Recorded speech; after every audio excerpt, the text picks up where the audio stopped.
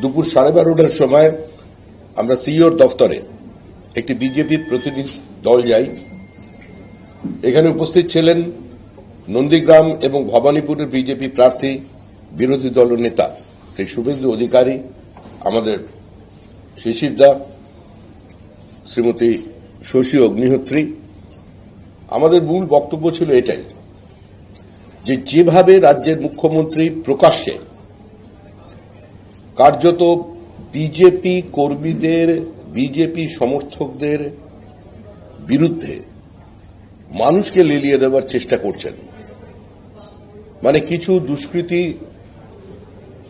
কিছু ধর্মান্ধ মানুষজন যাতে বিজেপিকে আক্রমণ করে, বিজেপির কর্মীদের আক্রমণ করে, তার সম্পর্কে আমরা কমপ্লেন জমা দিতে। কারণ একজন রাজ্যের মুখ্যমন্ত্রী, প্রশাসনের সর্বোচ্চ পদে থাকা একজন ব্যক্তি, যিনি এখনো রাজ্যের মুখ্যমন্ত্রী আছেন, তিনি সমস্ত সাংবিধানিক রীতিনীতিকে উপেক্ষা করে যেভাবে আজকে বলছেন যে আগামী দিনে বিজেপি করি না এই বলে বিজেপি কর্মীদের পোস্টার লাগাতে হবে, যার নেতৃত্বে তৃণমূল কংগ্রেস 2021 সালের 2রা মের পর 56 জন বিজেপি কর্মীকে খুন করেছিল 27 দিনের মধ্যে। অগণিত মহিলা লাঞ্ছিতা হয়েছিলেন, ঘরছাড়া হতে হয়েছিল, জেসিপি মেশিন দিয়ে বাড়িগুলোকে ভেঙে দেওয়া হয়েছে। তো এই সামগ্রিক পরিস্থিতিকে একটা সংঘর্ষের আবহে নিয়ে যাবার জন্য, মানুষকে ভীতি প্রদর্শন করবার জন্য যে ব্যর্থ প্রচেষ্টা তৃণমূল কংগ্রেস করে চলেছে, আমরা সে সম্পর্কেই গিয়েছিলাম এবং এই সম্পর্কে যা বলার সংবাদ মাধ্যমে এর আগেই শুভেন্দু অধিকারী আপনাদের সামনে বলেছেন। আজ আমাদের মূল বিষয়বস্তু বেশ কয়েকটি আছে।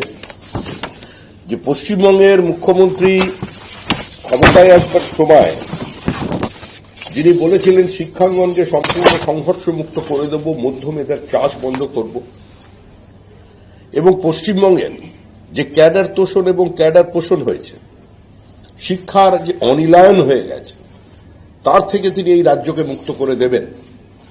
আজকে তার সাম্প্রতিক কার্যকলাপে দেখা যাচ্ছে 9টি বিশ্ববিদ্যালয়ে কোনো পার্মানেন্ট ফ্যাকাল্টি নেই। গেস্ট লেকচারারদের ক্লাস পিছু 500 টাকা করে দেয়া হচ্ছে। 11টি বিশ্ববিদ্যালয়ের মধ্যে 8টি বিশ্ববিদ্যালয়ের ছাত্র সংখ্যা 17,000। 3টি বিশ্ববিদ্যালয়ের কোনো পরিসংখ্যান এখন পর্যন্ত নেই, কোনো সরকারি নথিতে নেই। ক্লাস শুরু হয়ে যাবার প্রায় বছর খানেক পর বিশ্ববিদ্যালয়গুলো অবশেষে জানুয়ারি 2026 সালে প্রাতিষ্ঠানিক স্বীকৃতি পেয়েছে। আরেকটি নজর কাড়া ঘটনা এখানে উঠে আসছে। আমাদের বারাসতের স্টেট ইউনিভার্সিটি 2019-এর 34 জন নন টিচিং স্টাফ এবং 28 জন টেম্পোরারি স্টাফ যাদের নিয়োগ করা হয়েছে, তার কোনোটিতেই, এই অভিযোগ আমরা নিয়ে আসছি, তার কোনোটিতেই প্রপার রিক্রুটমেন্ট প্রসেস ফলো করা হয়নি। কৌশিক ভট্টাচার্য এবং সৌমিলি মুখার্জি দুজনকেই 45 বছর বয়সের পর, 45 বছর বয়স অতিক্রম হয়ে করার পরে তাদের নিয়োগ করা হয়েছে। পিএইচডি অ্যাডমিশনের র্যাকেট চালানো হয়েছে, পিএইচডি ডিগ্রি বিক্রি করা হচ্ছে বলে আজকে সেখানের বিভিন্ন ছাত্রদের, বিভিন্ন গবেষকদের আজকে তারা অভিযোগ করছেন। আমাদের কাছে তারা লিখিতভাবে জানাচ্ছেন যে এই পরিস্থিতি তৈরি হয়েছে বারাসত স্টেট ইউনিভার্সিটিতে। অ্যাডমিনিস্ট্রেটিভ অফিসার, এটাও আরেকটা নজিরবিহীন ঘটনা। অ্যাডমিনিস্ট্রেটিভ অফিসার অশোক মুখার্জি 72 বছর বয়স হয়ে যাবার পরেও ফুল টাইম পোস্টে তাকে রেখে দেওয়া হয়েছে। মানে এতটাই প্রতিভাবান তিনি। তো শিক্ষার মানোন্নয়নের স্বার্থে 72 বছর বয়স হয়ে যাওয়ার পরেও ফুল টাইম পোস্টের জন্য তাকে রেখে দেওয়া হয়েছে। তার বিরুদ্ধে সকলেরই অভিযোগ তিনি এই সম্পূর্ণ চক্রান্তের মাথা। ওই ক্যাম্পাসের ভেতরে অসংখ্য ফলের গাছ এবং জলাভূমি স্থানীয় রাজনৈতিক গুন্ডাদের হাতে তুলে দেওয়া হয়েছে।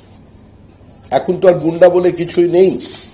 তৃণমূল পতাকা হাতে তুলে নিলেই প্রত্যেকেই শাসক দলের হয়ে যাচ্ছে। একটা সরকারি ইউনিভার্সিটির ভেতরে তার সম্পত্তিকে আজকে বেসরকারি কিসের হাতে তুলে দেওয়া হচ্ছে। তৃণমূলের বিভিন্ন কার্যকলাপ নজিরবিহীন। বিধাননগর একটা প্ল্যান্ড সিটি। বিধাননগরে কোনো জায়গায় কোনো মসজিদের জন্য আলাদা করে কোনো প্লট কোনোদিন রাখা ছিল না। বিধাননগরে আজকে কি মসজিদ তৈরি হয়েছে, প্রশ্নটা কোনো ধর্মের নয়। আমাদের এই বক্তব্যের উদ্দেশ্য যে কারোর ধর্ম বিশ্বাসকে আঘাত করা নয়, কিন্তু আজকে সুস্থ স্বাভাবিক সংখ্যালঘু মানুষকে বুঝতে হবে তারা আজকে কোথায় পৌঁছেছেন। বিধাননগর অ্যাসেম্বলিতে একজন মহিলা যার নাম হচ্ছে আশা রায়, যদিও তার নামটি ভোটার লিস্ট থেকে সাম্প্রতিককালে বাদ গেছে, এই নামটি ছদ্মনাম।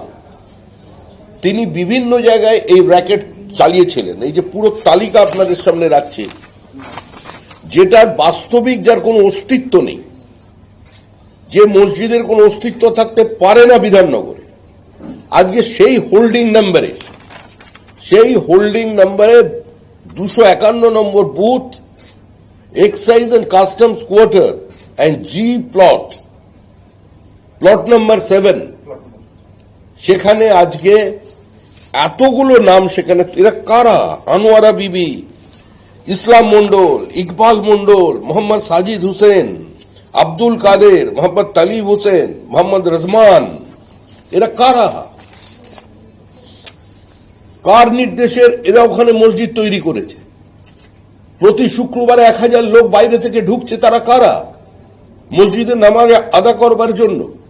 পশ্চিমবঙ্গে অজস্র মসজিদ আছে, যে মসজিদগুলো বৈধ মসজিদ, যে মসজিদ নিয়ে কোনো প্রশ্ন কেউ তুললে বিজেপি তার বিরোধিতা করবে। ধর্মচারণের অধিকার প্রত্যেকের আছে, সেই অধিকার ভারতের সংবিধান তাকে দিয়েছে। কিন্তু যেখানে আদবেই কোনো মসজিদের অস্তিত্ব নেই, কারা তৈরি করলো? এবং হোলির দিনে, আমাদের দোলের দিনে শুধুমাত্র ওই জায়গা দিয়ে কেউ রং খেলতে যেতে পারবে না বলে সল্টলেকের বিভিন্ন রাস্তা পুলিশ বন্ধ করে দিচ্ছে। সাহা ইনস্টিটিউট অফ নিউক্লিয়ার ফিজিক্সের পিছনে রোহিঙ্গারা আছে। 4 বার সাহা ইনস্টিটিউটের নিউক্লিয়ার ফিজিক্সের চিফ স্থানীয়। আমাদের ভিডিও ভালো লাগলে লাইক এবং শেয়ার করুন। কমেন্ট সেকশনে গিয়ে জানান আপনাদের মতামত। আরও ভিডিও পেতে আমাদের চ্যানেল সাবস্ক্রাইব করুন এবং প্রতি মুহূর্তে খবরের আপডেট পেতে প্রেস করুন বেল আইকন।